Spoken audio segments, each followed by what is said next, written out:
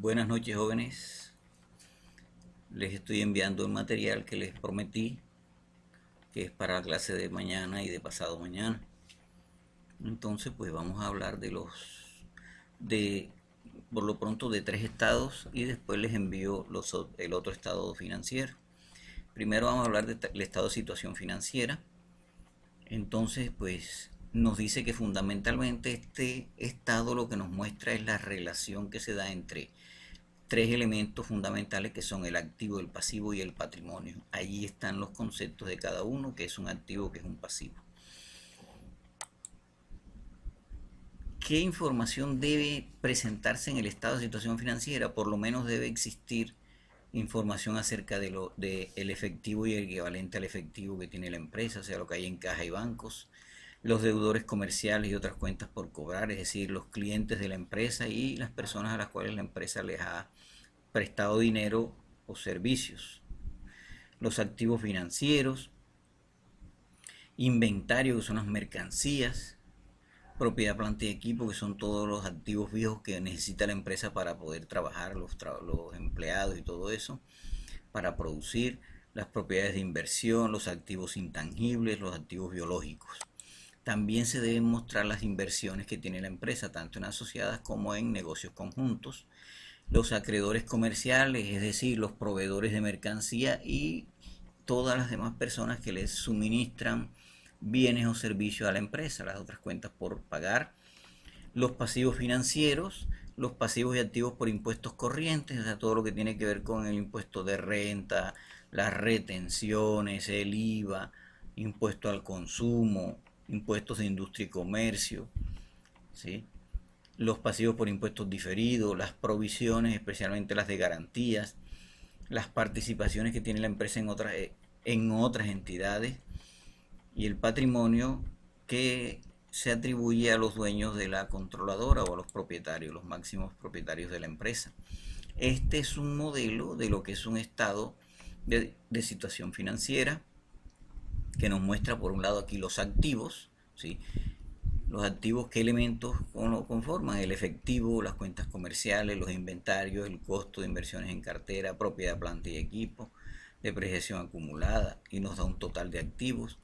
Los pasivos, que son los acreedores comerciales, intereses por pagar, impuesto a las ganancias, deudas a largo plazo y el total pasivo. Y el patrimonio, capital y ganancias acumuladas, por lo menos que muestran aquí. Fíjense que está comparado, ¿verdad? Dice el año 2008 y debe compararse por lo menos con un año anterior, uno o más años. Entonces en este caso lo comparan con el año 2007. ¿Para qué me sirve eso? Pues para poder comparar cuál es la evolución de la empresa, cómo ha crecido, si ha disminuido, ha decrecido sus activos, sus pasivos y el patrimonio. Bien, pero hay que tener en cuenta algo. Dentro del activo y del pasivo hay lo que se denominan partidas corrientes y partidas no corrientes, ¿sí? Entonces usted tiene que identificar eso, ¿sí? Entonces, para ello, pues entonces vamos a revisar qué es lo que denomina un activo corriente. Dice: una entidad clasificará un activo como corriente cuando espera realizarlo, es decir, venderlo, o tiene la intención de venderlo o consumirlo en su ciclo normal de operaciones. Cuando mantiene el activo principalmente con fines de negociación, por ejemplo las mercancías. Espera realizar el activo dentro de los 12 meses siguientes desde la fecha sobre la que se informa. Se trate de efectivo o un equivalente al efectivo, salvo que su utilización esté restringida. ¿Sí? ¿Cuándo está restringido un activo, un efectivo? Pues cuando, por ejemplo, las cuentas están embargadas. Si hay un embargo, esa es una restricción.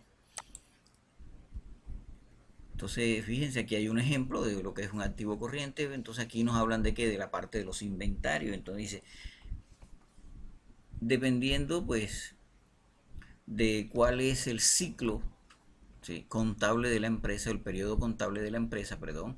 Entonces, por ejemplo, para esta empresa que su proceso de destilación es de 24 meses, ella probablemente pues presenta sus estados financieros cada 2 años. Pero aunque sean 2 años, toda la materia prima se considera un activo corriente. Bien, todos los demás activos, ¿sí?, se clasifican como no corrientes. Entonces, ¿cuáles son activos no corrientes? Entonces, por ejemplo, están todo lo que son propiedades, planta y equipo. son activos no corrientes, ¿sí? Los deudores cuyo tiempo de deuda es superior a un año son activos no corrientes. Eh, las propiedades de inversión son activos no corrientes también. Los intangibles normalmente son activos no corrientes. Algunos diferidos, por ejemplo los impuestos diferidos, son activos o pasivos no corrientes. Bien, aquí entonces podemos ver, fíjense que aquí está la presentación, dice activos, activos corrientes, el efectivo y equivalente al efectivo, las cuentas comerciales por cobrar, ¿cuáles? Pues aquellas que tienen un tiempo de emisión inferior a un año, ¿sí? Instrumentos de cobertura, inventarios, todo eso forman parte del activo corriente. Activos no corrientes, entonces dice inversiones en asociadas, es decir, aquellas empresas donde la entidad tiene o posee acciones de esa empresa y que no desea venderlas, sino que las tiene allí para controlar a la empresa.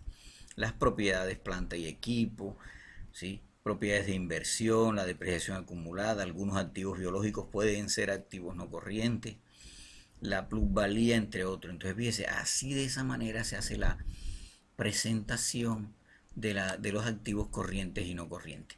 Los pasivos también se dividen en corrientes y en no corrientes. Entonces, el pasivo es corriente cuando espera liquidarlo en el transcurso del ciclo normal de operación de la entidad, o que lo mantiene con el propósito de negociar. Dice que el pasivo debe liquidarse dentro de los 12 meses siguientes a la fecha sobre la cual se informa y que la empresa no tiene un derecho incondicional para aplazar el pago de esa obligación. Entonces, fíjense, entonces, ¿cuáles son activos pasivos corrientes? Entonces, pues, por ejemplo, los servicios públicos son pasivos corrientes, los sueldos de los trabajadores son pasivos corrientes cuando se los quedan debiendo, las prestaciones sociales son pasivos corrientes, las cuentas de proveedores, cuentas por pagar, son pasivos corrientes. Los demás pues serían pasivos no corrientes. Entonces fíjense que aquí nos muestran el pasivo corriente. Mire, los sobregiros bancarios, ¿por qué? Porque eso hay que pagarlo casi que de inmediato. Al finalizar el mes hay que pagarlo. El banco nos está llamando para que paguemos eso. Un préstamo a corto plazo. Cuentas por pagar comerciales, o sea, lo que le debemos a los proveedores de servicios. Préstamos que hemos hecho a corto plazo a las entidades financieras, ¿sí? La parte corriente de obligaciones por arrendamiento financiero, o sea, el sistema leasing, cuando se adquieren bienes por el sistema leasing. La parte corriente de las obligaciones por beneficio de los empleados, o sea, la parte de prestacional. Todo eso es a pasivo o corriente. Y los pasivos no corrientes, ¿sí? Son préstamos bancarios que tienen un tiempo de pago superior a un año, ¿sí? Aquellas obligaciones también por adquisición de equipo por el sistema leasing también que son su tiempo de pago es superior a un año, son pasivos no corrientes. El patrimonio no se subdivide en corriente y no corriente, ese es solo patrimonio, allí no hay nada corriente ni no corriente, o sea, es solo patrimonio. Entonces, esos son, ¿verdad? Los tres elementos. La forma en que se va a hacer la presentación del estado financiero, dice, no hay una norma específica o un formato específico para decir que se debe presentar de esa manera u otra. Entonces, las que le he mostrado aquí en los ejemplos, pues es la que normalmente más se utiliza. Se presenta primero el activo corriente, el activo no corriente, luego el pasivo corriente y no corriente, y luego el patrimonio. Es normalmente la forma en que se hace la presentación del estado de situación financiera. Bien, ahora pasamos al estado del resultado integral y estado de resultados. Entonces, el estado de resultados nos muestra que los ingresos que tuvo la empresa y los gastos en que incurrió para poder generar todos esos ingresos. Entonces dice que se puede presentar de dos maneras. En un solo estado de resultado integral, en donde se presente la parte de los hechos realizados y la parte de los hechos no realizados. O en dos estados, es decir, presento por una parte el estado de resultados normales, es decir, los hechos realizados, y en otro estado presento ya la parte integral, es decir, los hechos no realizados. Si yo quiero cambiar de uno a otro, o sea, a la versión de un solo estado o dos estados, eso es un cambio en política contable y me tocaría modificar mis políticas de la empresa. Entonces, es un único estado, entonces se presentaría, ¿sí?, aproximadamente de esta manera. ¿Sí? De esta manera, aquí, ¿sí? Dice, se presentan todos los ingresos, cuánto es la ganancia del año, y luego aquí debajo dice otro resultado integral. Entonces, de esa manera se presentaría el estado de resultados en un solo estado. Bien. Pero ¿qué debe presentar el estado de resultados? Por lo menos debe mostrar que los ingresos de actividades ordinarias, los costos financieros, si la empresa tuvo participación en los resultados de otras empresas, si tuvo participación en los negocios conjuntos, si hubo utilidades o beneficios, el gasto por impuestos debe mostrarse, todos los gastos y costos en que incurre la empresa para prestar los servicios. ¿Sí? Todo eso debe mostrarse dentro del estado de resultados. ¿Sí? Entonces tenemos otro concepto que también es importante conocerlo, que es el de las operaciones discontinuadas. ¿Qué quiere decir esto? Pues es cuando la empresa vende algo que normalmente no se vaya a vender. Por ejemplo, cuando la empresa tiene varios sectores, atiende varios sectores económicos y desea vender un área de esas, y entonces pues ya sale de eso y se lo vende a otra empresa. O cuando la empresa también vende propiedad, planta y equipo. Recuerden que la propiedad, planta y equipo se utiliza ¿para qué? Para prestar los servicios dentro de la empresa. Es decir, yo compro escritorios para que los trabajadores se sienten, para que presten su servicio. Yo no compro escritorios para vender escritorios. No, esos escritorios son para el uso de mis trabajadores. Entonces, por eso son propiedad, planta y equipo, y los voy a tener por un tiempo superior a un año. ¿Qué pasa? Que cuando ya llega un momento en que esos equipos ya se deterioran, entonces pues la empresa decide cambiarlos, y esos que cambió los vende. Entonces esos ingresos que se obtienen por esos bienes es una operación discontinuada. Bien. Cuando se presenta el enfoque de dos estados, pues es, como les había comentado, presento primero la parte de los hechos realizados, tal como se encuentra aquí, dice, llega hasta donde, esta ganancia del periodo, fíjese, una parte, y los hechos no realizados, que serían ya la parte integral. Entonces, fíjese, esta sería la manera en que se presentarían en dos estados.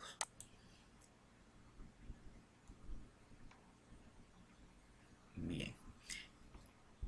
Con la nueva norma ya nosotros no presentamos dentro de los estados del estado de resultado integral, no se presentan partidas extraordinarias. ¿Por qué? Porque las partidas extraordinarias ya quedan inhabilitadas, porque la normatividad vigente dice que eso se debe ajustar en los estados financieros de años anteriores. Por ejemplo, si la empresa dio de baja una cartera, es decir, la anuló, la eliminó, ¿por qué? Porque el cliente no pagó. Pero después de un tiempo, 3, 4, 5 años, ese cliente vuelve a la empresa y dice, mire, yo debía estas facturas, yo quiero pagarlas. Entonces viene y se recibe el dinero. Ese dinero, sí, no entra como un ingreso de ese año o el año en que fue a pagar, sino que eso se ajusta en donde, en el estado en la parte de las ganancias acumuladas de la empresa. ¿Por qué? Porque los socios fueron los que salieron afectados cuando eso se llevó al gasto. ¿Por qué? Porque se redujo su utilidad. Cuando la persona viene a pagar, entonces se ajusta nuevamente esa utilidad, dándole ingreso a ese dinero a las ganancias de los socios. Entonces ya no, por eso no hay el, la partida de gastos extraordinarios o de ingresos extraordinarios. Bien, el estado de resultados se puede mostrar de dos maneras también. Es decir, para efectos de presentación se puede hacer de dos formas. Una basada en la naturaleza de los gastos, o otra en la función de los gastos. Bien, cuando hablamos por la naturaleza de los gastos, nos dice es que los gastos se agruparán en el estado de acuerdo con su naturaleza. ¿Sí? Es decir, se van a detallar dentro del estado de resultado. Entonces, por ejemplo, ¿verdad? Entonces, fíjese que aquí ustedes pueden ver que se muestran los ingresos y se dice cuáles son los gastos. Mire, consumo de materias primas, gastos por beneficios a los empleados, gastos por depreciación, deterioro de planta, costos de publicidad, costos de flete, es decir, el detalle de cada uno de los gastos y costos, ya sean de administración o venta, todos están allí relacionados, ¿sí? Como pueden darse cuenta, aquí están los valores de cada uno, ¿sí? Están entre paréntesis porque son negativos, para restarle a la utilidad o a los ingresos de actividades ordinarias obtener una utilidad. Bien, ese es la forma por naturaleza, o sea, el detalle exacto de cada una de las cuentas. Y el otro es por función de los gastos. Acá lo que se hace es agrupar por grupos de cuentas. Entonces, fíjense, allá era detallado, acá está agrupado. Entonces, todo lo que conforman las cuentas de ventas están dentro de gastos de distribución o costos de distribución. Todo lo que conforman los gastos de administración allá están agrupados en esta cuenta que se llama gastos de administración, los costos financieros. Es decir, es un poco más sencillo para presentar, pero entonces en las notas a los estados financieros se tiene que hacer explicación de cada uno, de cómo está conformado cada uno de esos conceptos. Bien, el otro estado es el estado de cambios en el patrimonio, ¿sí? Y estado de resultados de ganancias acumuladas, ¿sí? Entonces, el estado de cambios en patrimonio me muestra que pues todas las variaciones que tuvo el patrimonio de la empresa en un periodo contable, ¿sí? Normalmente, ¿qué vamos a presentar nosotros en el estado de cambios en el patrimonio? Dice el resultado integral total del periodo, cada uno de los componentes del patrimonio, ¿sí? Conciliar, es decir, comparar los valores en libros al inicio del periodo y al final del periodo, ¿sí? Para ver cuál ha sido su crecimiento. Entonces, por ejemplo, este es un estado de cambios en el patrimonio. Entonces, fíjese que aquí tenemos, por ejemplo, el concepto, ¿sí? El balance inicial a 31 de diciembre de 2018, cuánto había de capital, cuánto había en reserva, cuánto fueron los ajustes de NIF, cuánto fue el valor de revalorización del patrimonio, cuánto fue el resultado de ejercicios anteriores y el total del patrimonio en el año 2018 y los movimientos que se dieron durante el año 2019. Entonces, las reservas se aumentaron en 89 millones y el resultado del ejercicio anterior se disminuyó en 299 millones por un lado, pero se aumentó con la utilidad del año 2019 en 499 millones de pesos. Entonces, fíjense, de esa manera, entonces el capital siguió igual. En el 2018 a 2019 siguió el capital en 4 millones. Las reservas pasaron de 2 millones a 91 millones. Los ajustes quedaron en el mismo monto. La revalorización quedó en el mismo monto. El resultado de ejercicios anteriores pasó de 299 a 499 millones y el total del patrimonio al final pasó de 7.660 millones a 7.949 millones de pesos. Y de esa manera, sí,